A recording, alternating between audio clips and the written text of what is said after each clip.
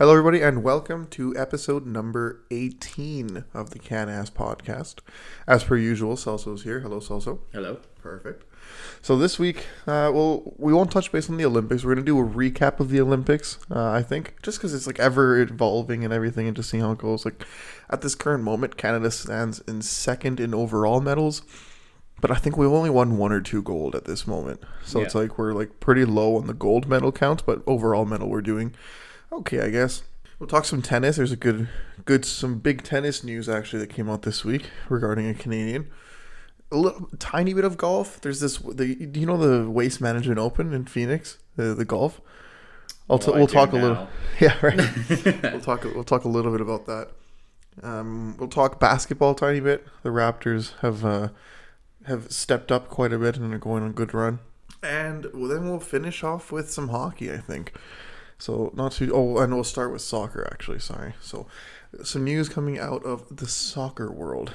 Big news. So which one do you want to start with, Team Canada or the individual player? Let's save the individual player for last. Because that's the biggest news. Yeah, I agree. Yeah. Team Canada, our all-time high of ranking of 33. That's crazy. I was looking at the stats, and for us to be in pot 3 for the World Cup, so to get an easier draw, a lot needs to happen. Like we need to win every single game. 3 other teams need to lose every game. So it's like we're likely, if and when we qualify, we'll likely be in pot 4. But there's, like I said, only 8 teams in the world that I don't necessarily feel the most comfortable playing against, and we're only going to be in a group with one of them. So it will be. But still, like from like 70th or something to now 33rd. Yeah, I think that was what we did around the 70s to in 1 year. 33. That's a very big jump. Mm-hmm. Very big jump. We were in the hundreds just a little while ago, yeah, so that was nuts. This team is definitely better than what 33rd in the world is. I would honestly this team has beat the 11th and 12th ranked U.S. and Mexico. It's not their fault because of teams from the past for Team Canada. That's true. So I guess now, right now, they could probably be, if it was a clean slate, probably top 20 for sure. If we win a single World Cup game, we'll move up 10 spots. Yeah. No question. Because that's just how the rankings system works right now. So, and I think that's why Mexico is up there. They beat Germany in the last World Cup.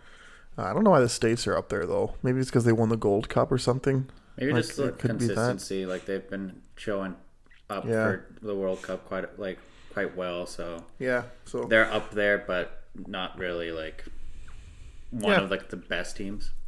This upcoming window will be interesting though, and I think that'll bring us to our next point that we want to bring up. Alfonso Davies, according to Bayern Munich medical team, he has progressed incredibly well. Nice. And in 2 weeks it will reevaluate, and he might be potentially back in 2 weeks or restarting training in 2 weeks. Probably not playing for another month, but good for the next. Very promising. You know what? I'll be honest. We're so far ahead that I don't even think we need him to play. Just rest him up for the World Cup? Well, I just think it's if he plays for Bayern, then yeah, okay, we'll play him probably the first and the last game. Give him a break between the middle one. He doesn't have to overwork himself, right? But if he's just starting to get back to the Bayern team, I think Herdman should call on one of the young kids that we're trying to get on this program. Just call on them hey, sorry, you got called into 3 senior appearances. Now you can't play for any other country but Canada. That will be an interesting. I guess they didn't do that this time. That's when we thought they were gonna do. Probably because they needed those wins just to be up there. See, this window, and you and I spoke about this a few different times, but this was a crucial window. Yeah. Obviously, the ideal thing was we win all 3 games, and then that's how we would essentially cement ourselves in the top spot. And they did it. Yeah, they did. So mathematically speaking, they're 9 points ahead of Costa Rica and 8 points ahead of Panama, right? So if they just get 2 points, 4th place Panama can't catch us anymore mathematically. So basically we're top 3 regardless. Yeah.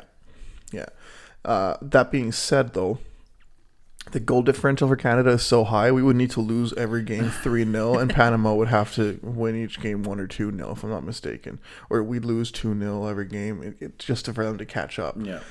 That'd be the only way. And considering how we're playing without Davies and how like united. We like played against all the other.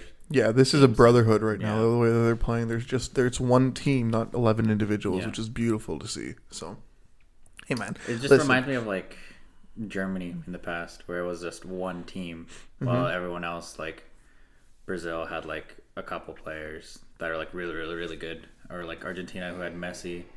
So yeah, like Team Canada, like now is just very fun to watch. Yeah, for sure. Absolutely. We have individual stars that will make it fun, but they also play as a team. And don't get me wrong, we have our weaknesses, and I think we'll be exposed a little bit against like the Frances, the Germanys, and that kind of stuff. Yeah. But it will still be.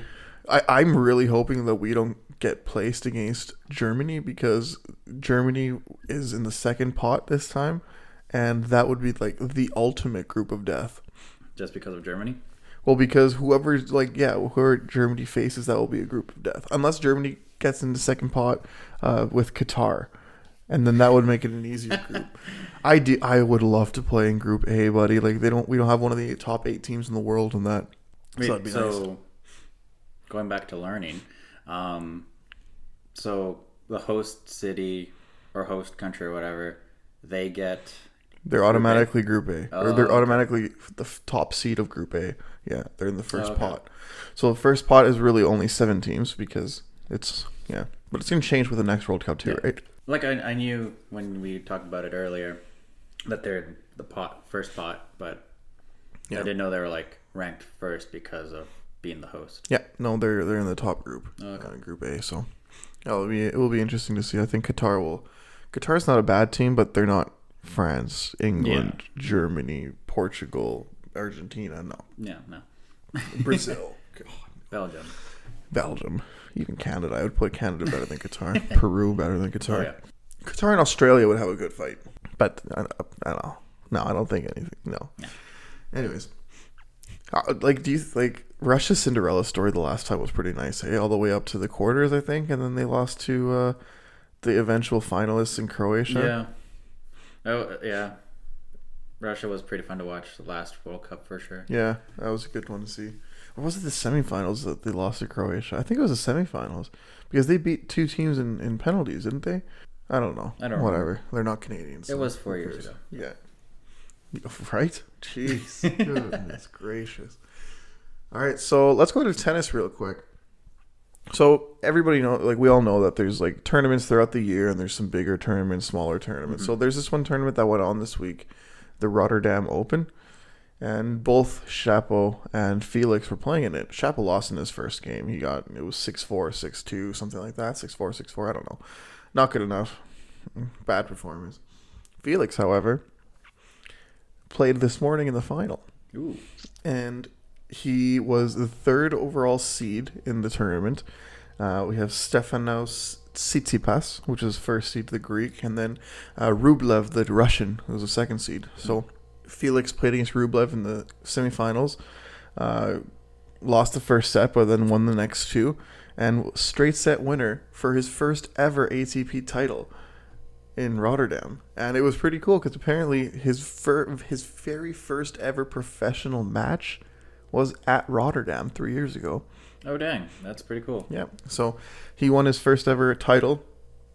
I think one of many tournament. In his first ever tournament. Yeah. Well, not first ever tournament, but the first tournament he ever played in. Yeah. Yeah. So it was probably a little nice and sentimental moment potentially for Felix. But he played well, man. Like he's starting to. There's this the race for the ATP finals. I don't know if you know what that is at all, but essentially at the end of the year, the 8 players who had the best year that are not injured at the moment play in a tournament between the 8 of them, and they get crowned. It's kind of like the FedEx Cup in golf. Okay. Where it's like the best on best just play against each other in the end, and then in the end you get some ranking points and you get a ton of money. So Felix and Shapo are 3rd and 5th respectively at this moment. So they just need to continue to play. Shapo had a terrible tournament this week, but they're in another tournament this week. And then I haven't heard anything from the women. The women haven't been there, and it's really only Felix and Shapo that are Canadian men, because Milos Raonic is now ranked in the hundreds because of all his injuries. He hasn't played in what feels like a decade. But also Federer is ranked 30th now. Isn't that nuts? That's Roger crazy. freaking Federer is 30th in the world at the moment. I don't get it. But he'll probably win Wimbledon or something and just come back. But what was I gonna say? So yeah, that's really it for me from tennis though. Like that was a big deal for Felix to win his first ever title. Good on him, man. Like he was so obviously so happy about it. So good for him to be able to celebrate that with his friends and family out there. I'm excited to see what things to come because I think you made a call that they could win, that you're going to think a Canadian's going to win a Grand Slam this year. There's a chance. There's a chance. He's playing better and better. Sure. Felix has played tough matches against Medvedev and Tsitsipas, and I think those are going to be two of the favorites to win. So a tournament this year.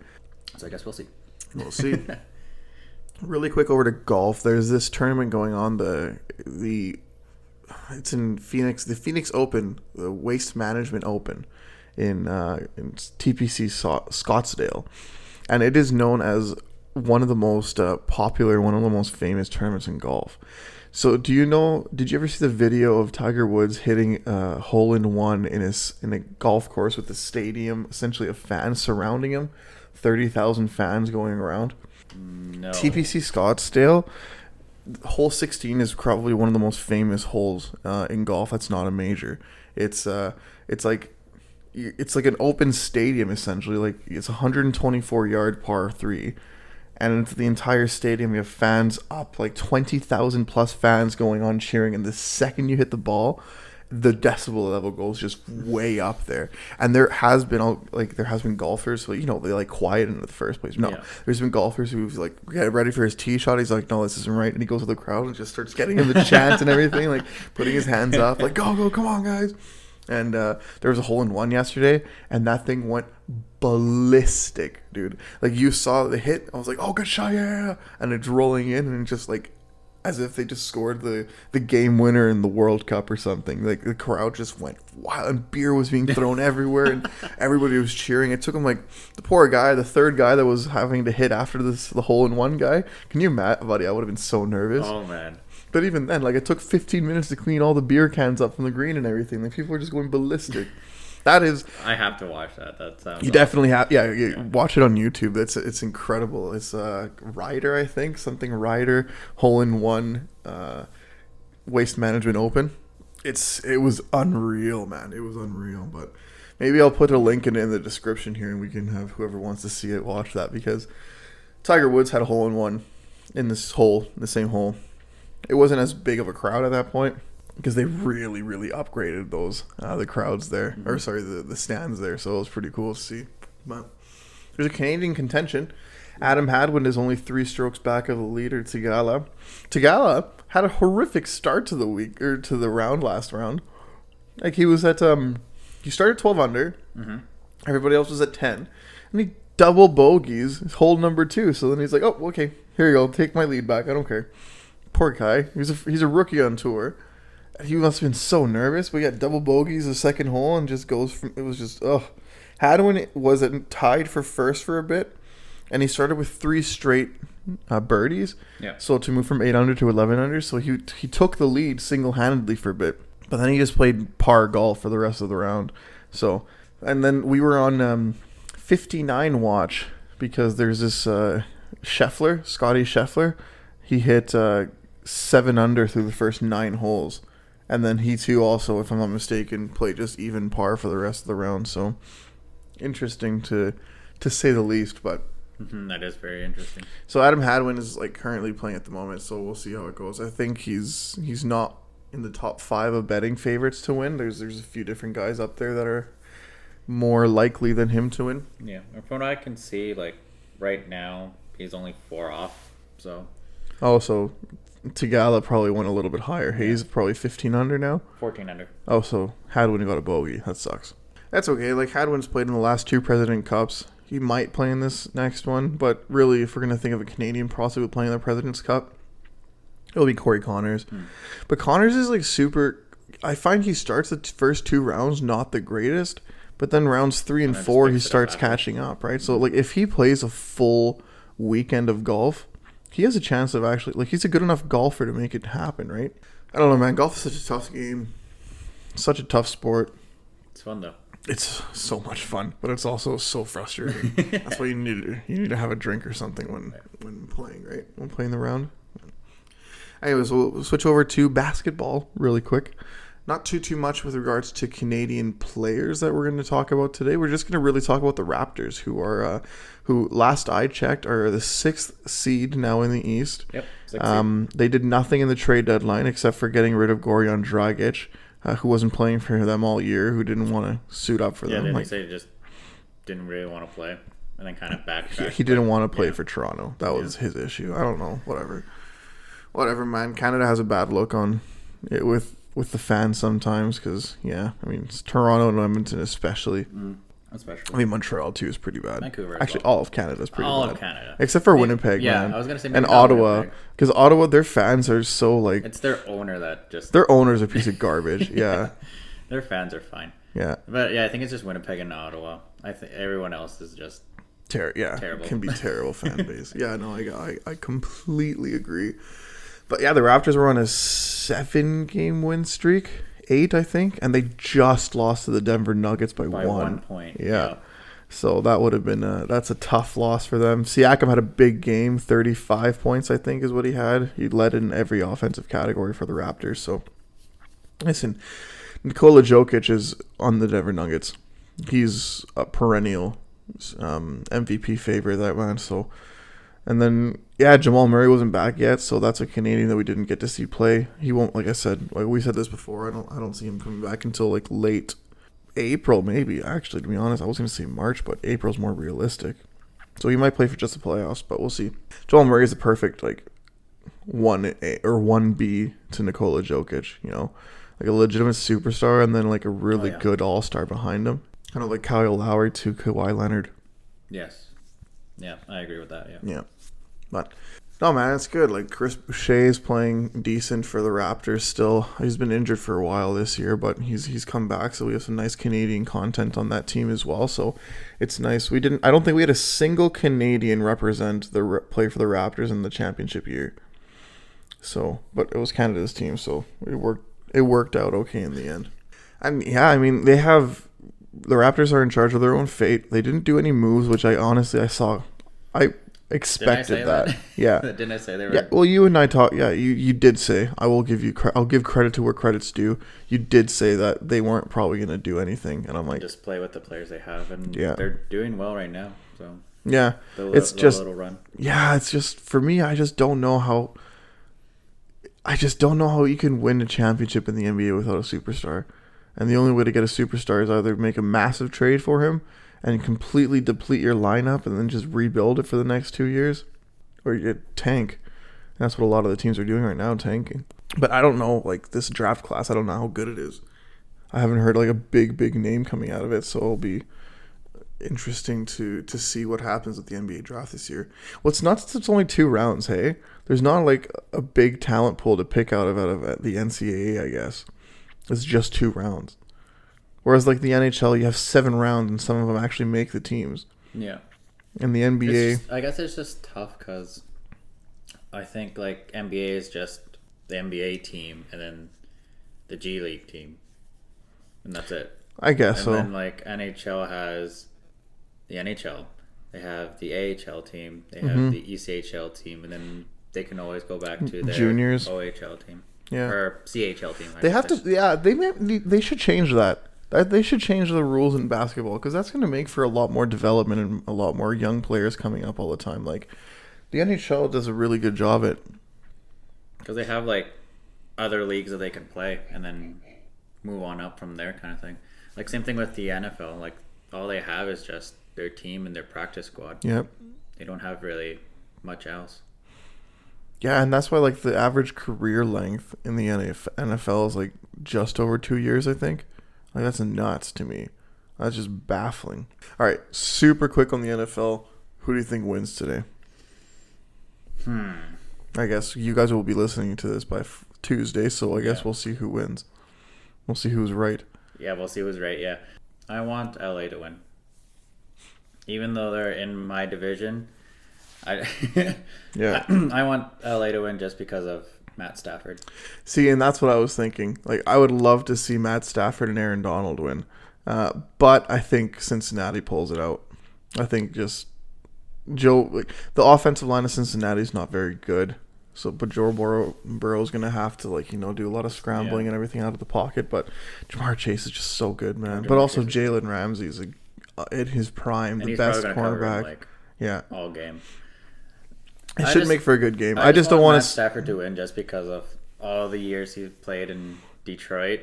And then he finally goes to LA, and then he finally gets to show how good he is because of the team around him. And then now he's in the Super Bowl. Yeah. Regardless, I've never had a Super Bowl where I've wanted both teams to win. Exactly. It's just this is the most difficult one to listen, man. I just want you all to go out there and have fun. You know what I mean? Nobody get hurt. I'd love to see either one. Joe Burrow's such a good kid too, man. Did you hear the story of he met a fan, comes up to him, and he's like, "Oh yeah, I want to take a picture with you. Come over here," and doing everything he can for the fan experience and whatnot. And he's just a good guy, man. He's just such a good guy. And Stafford too, he played for the Lions for a decade plus. And he was the quarterback responsible for the two biggest receiving years in the history of the NFL. Calvin Johnson had the most ever receiving yards in a season. Matthew Stafford was his quarterback. Cooper Kupp is number 2. Yeah. Matthew Stafford was his quarterback. So there's no doubting Stafford's ability and potential. And that Lions team with Stafford was 8-8. 9-7 team. Without Stafford, they were 1 or 2 14-1. Yep. Yeah. It's Jared Goff is, I wouldn't say an exceptional quarterback, but he's average. He's an average quarterback. Yeah. I think Stafford is a legit star, if not superstar quarterback. But we'll see. We'll see. Anyways, we'll see who was right. Cincinnati now. I think I'll just to be different. I see that there's a way that Cincinnati wins. I see LA coming off to a lead, and I see Sean McVay screwing him over with his play calls, and I see Cincinnati coming back. And you want to know the biggest reason why I think it's going to be Cincinnati? Is because Tim the Tap Man said that the Rams are going to win. I heard that. That guy's an idiot. I think you told me about that. Yeah, he's such an idiot, man. He's also a Cowboys fan, so anything that the Cowboys are cheering for the Rams right now, I would kill for the freaking Bengals to win, just so Cowboys can never be happy. I know Marissa's a Cowboys fan, but she's the only Cowboys fan I like or respect that I've met so far. Maybe if there's a Cowboy fan out there that wants to change my mind, we'll see. But yeah, that fan base is obnoxious, almost as bad as Oilers fans. I was just gonna say, yeah, and Leafs fans. Yeah, but Leafs fans are not as bad as Oilers fans anymore. Speaking of which. Let's go to hockey. Okay. Real quick. Biggest news that come out of the last couple of weeks was Oilers firing their coach Tippett. It's about dang time. Jim Playfair as well. It's about dang time. You know who I'm surprised still has a job though? Dustin Schwartz. Yeah, everybody's saying that, and everybody's always saying it's oh no, the management team is oh, Dustin Schwartz knows what's up. He's a really good coach, and I mean. If we're labeling him, so Dubnyk had a big year with Schwartz here. Smith's year last year was really good. Mikko had a decent end to his year after he signed his big contract. But I think you're not wrong. But I think they just don't know of a better coach out there than Schwartz at the moment it's available. Because if you think about it, I know, and it's so easy to and I get it. You see all the goalies that came to Edmonton and then left Edmonton and just became a lot better. At first Dubnyk not really, but then when he went to Minnesota he played really well. Yeah, but Dubnyk had a good defense in Minnesota. And Dubnyk's save percentage here was .924 for a year. And then .917 right after, I think. Right? Yeah, but people like Laurent Brossoit. Mm-hmm. Laurent Brossoit, average maybe here. Went to more right now in Vegas, playing decently better than when he was here. I guess, again, defense, but still. I think the biggest thing that attributes to our goalies not playing well is A, the lack of talent, aka Mikko freaking Koskinen, and B, the defense that they had playing in front of them. You can't forget, our defense was atrocious for the longest time, and even this year. Basically had an AHL defense in the past, yeah. Right? And Talbot had a big year with us. Dubnyk had a big year, and then everybody started figuring out our defense and how to get more shots on net and saw what they were doing, and then they fixed it. But couldn't Schwartz just That's the thing. Schwartz should have been able to. Sorry, Schwartz should have been able to figure out how to get back. Different positioning. Adapt, yeah. Yes, exactly. Adapt. So I will see that with Schwartz 100%. Now I think Jay Woodcroft and Dave Manson coming in will help change the defensive game. That's going to make it a lot better and easier on the goalies. Did you see that Holland is looking for a goalie, obviously, and one of the goalies he was mentioning is Ville Husso. Okay, I was gonna say, I thought you were gonna talk about the rumor about he was trying to get Jones for a 5th round pick. That's another one, Jones for a 5th. I was like, why would you want Martin Jones? I mean, I guess, yeah, but I wouldn't put either one of those two better than Stuart Skinner. Right. They're both better than Mikko Koskinen, but definitely. none of them are better than Stuart Skinner. But Ville Husso? I don't think he's better than Stuart Skinner. Again, he has a really good defense playing ahead of him. You know what I mean? Stuart Skinner, his last game, was bad, but they also gave up 20 grade A scoring chances, I think. It was just ridiculous. There's no doubt we need a goalie, but it needs to be someone like Marc-Andre Fleury. I think that's the only goalie you trade for right now. That or Georgiev out of the Rangers. And that's more of or Korpisalo.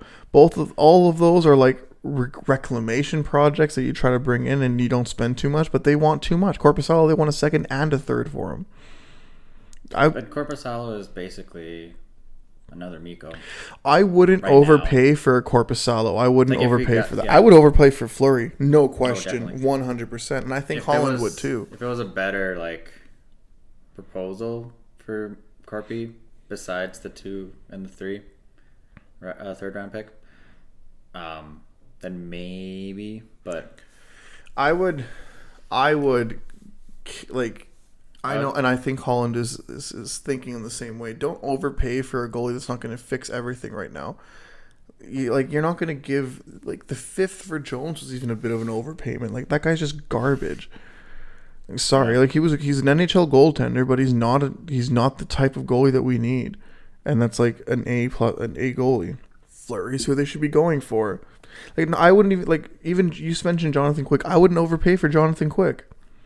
He's at the tail end of his career. Fleury is as well. He's probably retiring after this year, but I think Fleury has a lot more to give this season than Quick does. You overpay like a psychopath for freaking John Gibson. If you find a way of convincing Anaheim to trade John Gibson, you sell them the farm. You give them. I think the only untouchables. 3 first rounds. Well, the only untouchables should be Holloway and Broberg. I think those should be the only 2 untouchables. For prospect wise? Yeah. Give them away Borgo if they want. Give them Carter Savoy. Give them Niemelainen. Throw in Barry. Do everything that you... Actually, Niemelainen is a big, important part of this defense now because of his physicality. Give him Barry. But I think, Barry needs to go. And that's actually... Maybe that's something that we'll talk about in the next So this upcoming midweek, I guess we'll mention now, is what we think the sellers are going to do amongst the Canadian teams. And I think we'll identify the sellers as definitely Montreal, definitely Ottawa, and quite potentially Vancouver. Mm-hmm. And then the other... Winnipeg. Winnipeg might be a seller because they're pretty much out of it already. Mm-hmm. And then the buyers will be Toronto, Edmonton, and Calgary. Because Edmonton can't afford to not be buyers anymore. Calgary's there in the playoff race, so they should be buyers. And Toronto always has to. Yeah. Canada. Edmonton, definitely has to buy.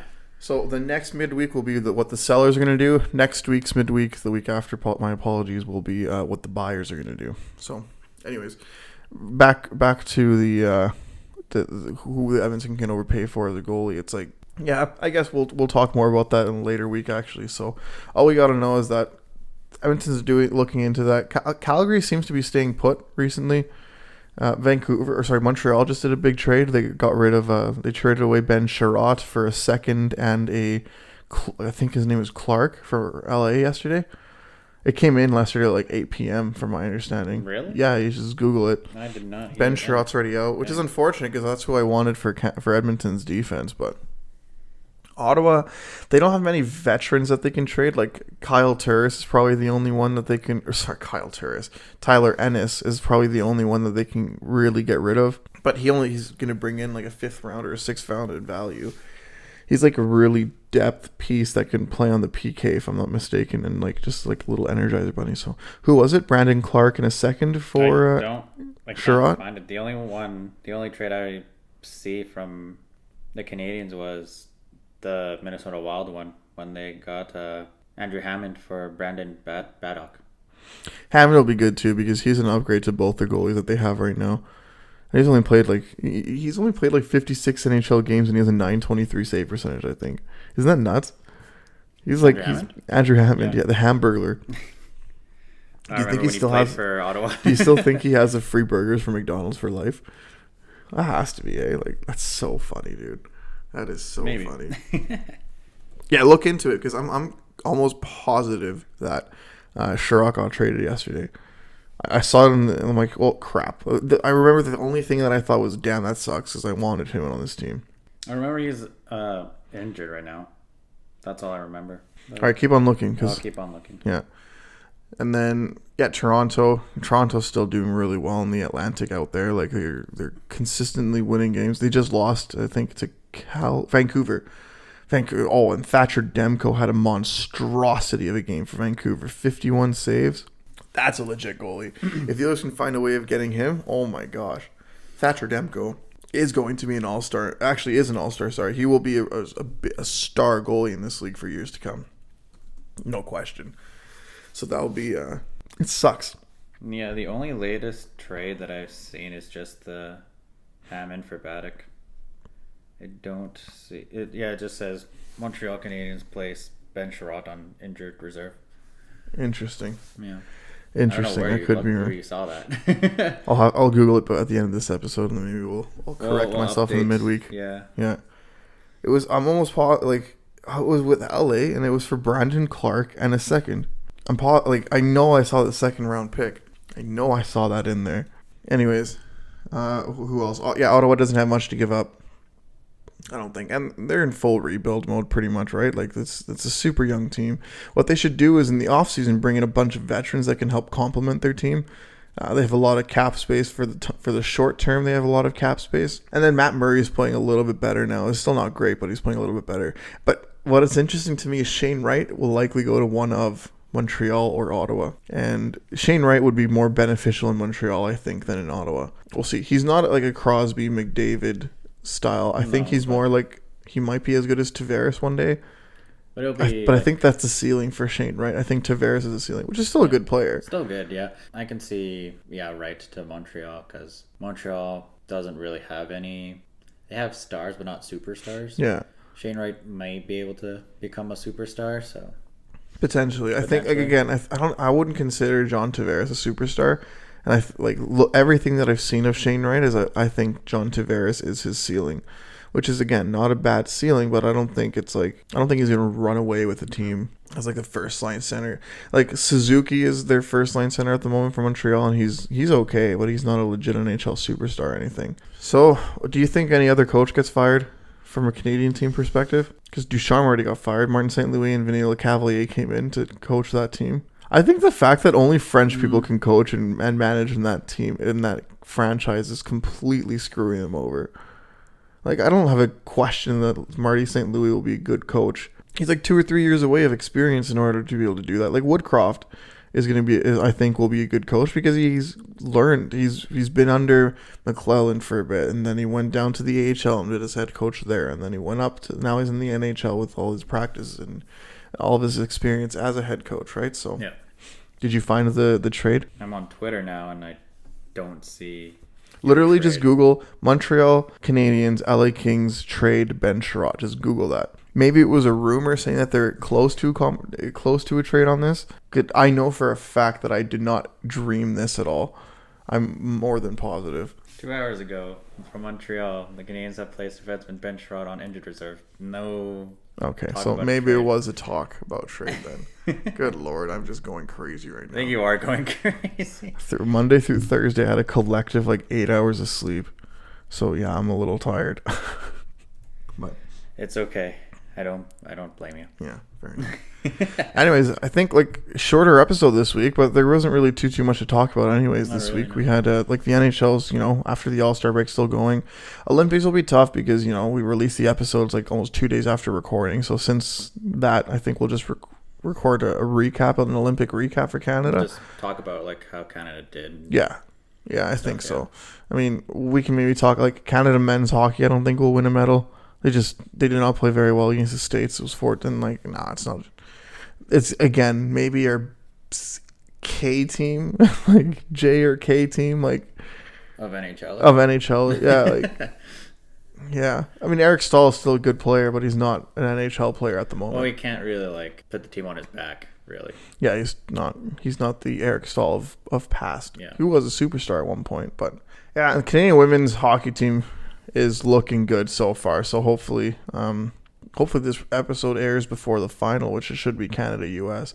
US had a tough time against the Czech Republic, hey? Apparently Czech Republic came off to a first 1-0 lead, and then the headlines here were USA barely escapes massive upset. I'm like, they won 4-1. Like and like they got a 2-1 lead in like early third period. Like I don't know how that's like barely escapes an upset. Barely escapes an upset to me is they scored with like 5 minutes left to tie it, and then they win it right after. Like that's a narrowly escaping a big upset. Yeah. I don't know, these headlines, man. And then we'll probably talk more into like our recap of the Olympics, like from start to finish. Mm-hmm. But did you see the article in the Toronto Star about women's hockey doesn't deserve to be in the Olympics just because Canada and United States are like way too dominant? Yeah, what a stupid comment, eh? How are you expecting to grow the game internationally if you don't have them playing against Canada in the States? Like, it's a 2-horse race every year. Don't get me wrong, but like Finland's gotten a lot better because of them playing with Russia's gotten a lot better.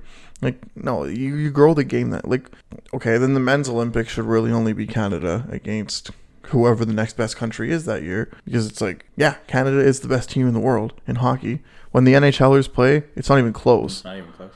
So if you're really thinking about it, then it should, the men's Olympic games, when there's NHLers available, it should only be Canada.